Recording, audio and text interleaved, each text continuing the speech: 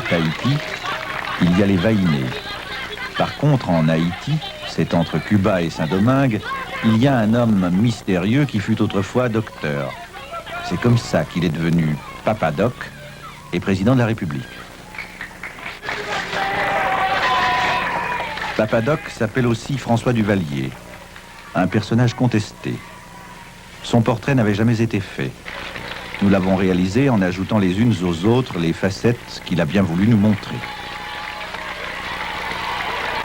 Duvalier a 61 ans. Si ça dépend de lui, il régnera jusqu'à sa mort. C'est ce qu'on appelle un président à vie.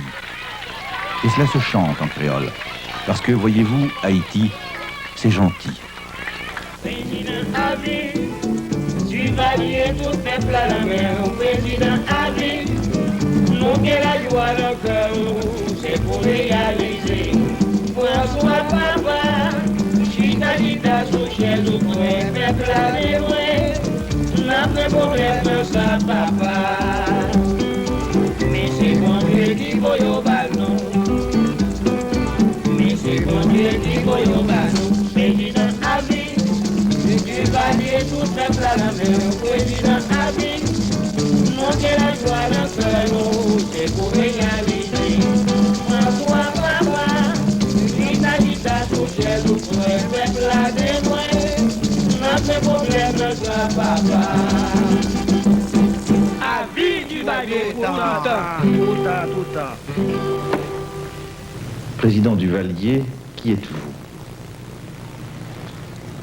C'est... Tout le monde sait qui est le président Duvalier. Et les dimensions de l'homme ont été projetées au-delà des frontières nationales. Avant d'être président de la République, j'avais déjà marqué dans l'histoire de ce pays. Et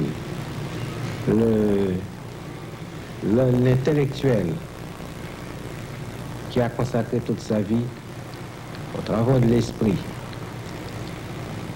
et qui a écrit des œuvres pour l'éducation morale et spirituelle des générations contemporaines et celles à venir, croit avoir travaillé au bénéfice de la communauté haïtienne, bien avant de devenir président de la République. Combien d'heures par jour travaillez-vous? J'ai travaillé de 5 heures du matin jusqu'à 2 heures, 3 heures de l'autre matin. Alors, tous mes partisans et amis, n'est-ce pas, se sont inquiétés de cela et sont très, très fâchés contre leur président et leurs amis, parce que je travaille trop. C'est ainsi que je suis. Je suis médecin, habitué à parcourir, à faire 8 heures de cheval par jour, traversant les plus hautes montagnes du pays pour apporter les soins médicaux aux braves paysans. Et ce sont ces braves paysans qui m'ont tenu bon compte et m'ont élu président de la République, puisque je ne pouvais pas être président de la République. Je n'avais pas d'argent, je n'ai dépensé pas un seul centime. Ce sont mes amis qui m'ont apporté de l'argent pendant la grande campagne historique de 1956-1957, la plus mouvementée, la plus dure de toute notre histoire nationale. C'est grâce au concours de ces paysans qui avaient reçu les soins médicaux de leurs médecins que j'ai pu accéder à la première magistrature de l'État le 22 septembre 1957. Il y a aujourd'hui 11 ans. Le président est marié. Il a 4 enfants. Mais il dort au palais, là, sur ce canapé, et parfois tout habillé. C'est un homme seul et secret. Depuis 11 ans que je dirige les affaires de la République, je mange seul à cette table, seul. Tous les jours? Tous les jours, sans la présence d'aucun membre de ma famille, pour pouvoir continuer à réfléchir et à penser sur les affaires de la République. Mais vous ne quittez pas souvent le palais, je pense. Oh, très souvent, je quitte le palais, et surtout la nuit, pour pouvoir inspecter. Ah oui? J'ai une sorte de déformation mentale, il faut que j'inspecte les rues de Port-au-Prince pour voir si elles sont propres. en tant qu'officier d'hygiène publique de l'université d'Ann Arbor. Ça vous vient de votre ancien métier, ça? De mon ancien métier. C'est une déformation mentale chez moi. Et vous partez la nuit comme ça, seul, sans rien dire? Parfois, mon service de sécurité a beaucoup de peine à me retrouver. C'est là que je travaille, le samedi et le dimanche, et le soir, la nuit. Ce bureau qui est en face de nous, là... Le bureau qui est en face de vous, c'est le bureau où savait s'asseoir à cette table l'illustre président du Marseille estimé. Dont vous avez été le ministre. J'étais le ministre du Travail et de la Santé publique. Sa photo est là, il regarde sa place. C'est intentionnellement que la chaise est tournée de ce côté-là. Cette chaise est tournée, c'est pour permettre à la secrétaire, n'est-ce pas, de taper sur le téléx. Le téléx, oui. Parce que je reçois constamment des câbles, n'est-ce pas, des 4 coins du monde, de mes ambassadeurs qui se trouvent à l'extérieur. Quand Duvalier prend l'air, c'est toujours par surprise. Ici, il vient rendre hommage à un prédécesseur. L'histoire d'Haïti commence en 1804. Les Haïtiens étaient jusqu'alors des esclaves. Depuis cette date, ils sont indépendants, mais très pauvres. C'est parce que Duvalier est un dictateur, affirment les démocrates. Les démocrates ont la mémoire courte. Des présidents à vie, il y en a eu 7 avant celui-ci. À la mémoire de Jean-Jacques Dessalines. Ah oui. Le grand fondateur de la patrie haïtienne. Et qui a été assassiné ici. Il a été assassiné ici, là, à cette place. Comment s'appelle ce lieu? Oui, c'est le Pont Rouge. Pont Rouge. Le Pont Rouge. Pont Rouge. Et par qui a-t-il été assassiné? Il a été assassiné par ses adversaires, n'est-ce pas? C'est une menace qui a souvent plané sur les présidents. Oui, c'est ça. Un président doit toujours prendre ses responsabilités. Oui.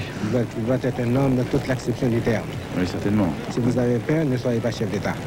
Ce qui est arrivé à Dessalines, est-ce que vous avez craint parfois que ça vous arrive à vous-même? Non, puisque vous l'avez vu, le peuple c'est moi et je suis le peuple.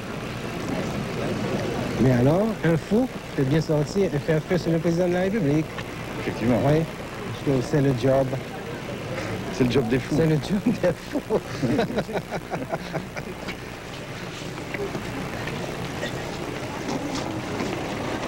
C'est pourquoi le colonel de nom, il s'inquiète quand je me sors du palais national.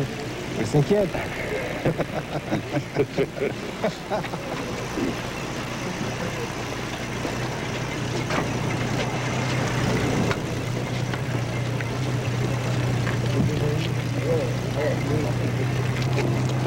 S'il n'a pas peur des assassins, il faut tout de même croire qu'il redoute quelque chose.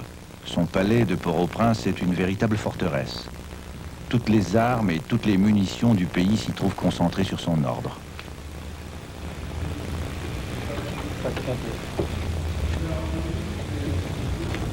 Épicure a dit « On ne peut pas gouverner par la crainte sans craindre soi-même ». Qui sont les ennemis de Duvalier? De quoi a-t-il peur? Il y a contre lui un complot permanent, de l'intérieur comme de l'extérieur. 12 fois déjà, les exilés haïtiens ont lancé des commandos de débarquement pour le renverser. Un avion parti de Floride est venu jeter des bombes sur le palais cet été. Elles n'ont pas éclaté. La garde présidentielle n'a rien d'une garde d'honneur, sauf à l'entrée principale.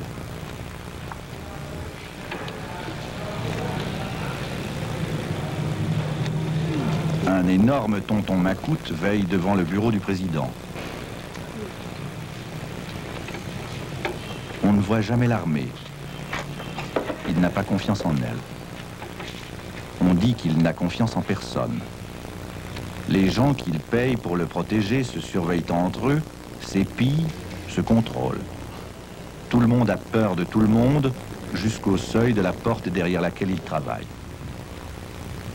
Est-ce que le peuple vous aime, président Duvalier? Le peuple me l'a rendu, puisque, pour reprendre ce que je viens de vous dire au début, je n'avais pas d'argent et j'avais toutes les forces réactionnaires contre moi.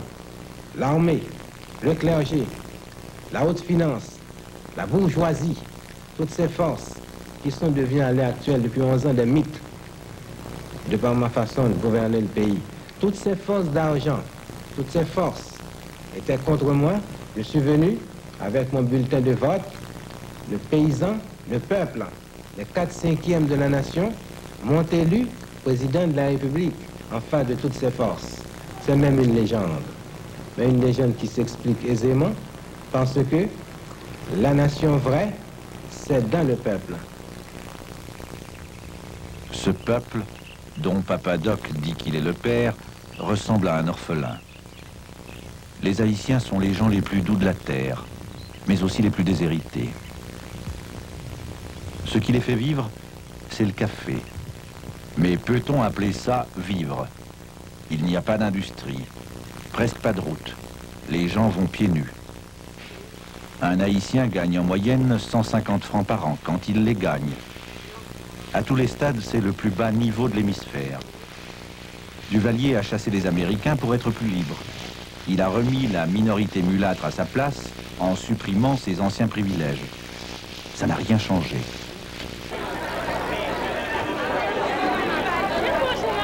Il n'y a pas de circuits commerciaux. On perd tout son temps dans les marchés locaux pour vendre le peu qu'on produit.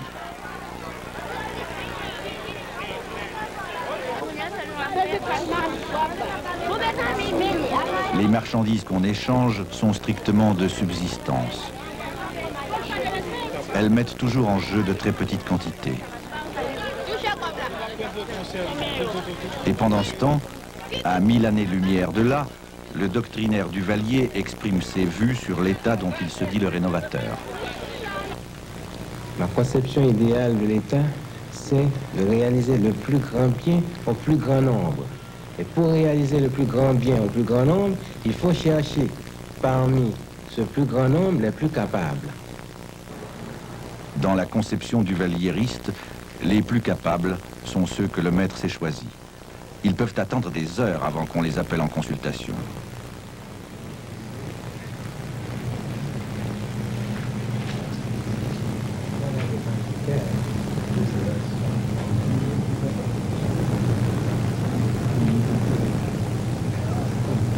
Le gouvernement haïtien compte 13 membres.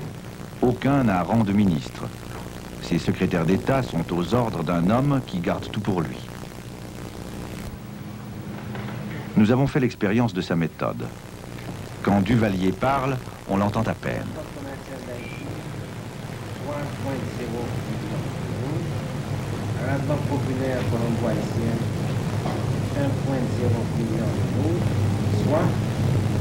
Il faut une concentration exceptionnelle pour arriver à saisir ce qu'il dit. Dans ces conditions, l'échange de vues devient impossible. Et bien heureux l'exécutant qui aura tout compris.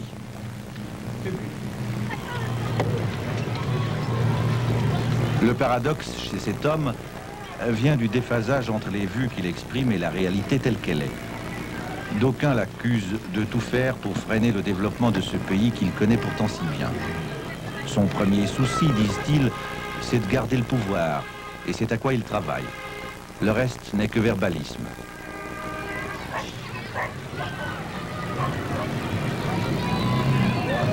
Il y a du vrai dans ce jugement. Tous les dictateurs ne se servent-ils pas de la misère pour justifier leur méthode de gouvernement? Il arrive même qu'ils éprouvent le besoin de montrer cette misère, comme s'ils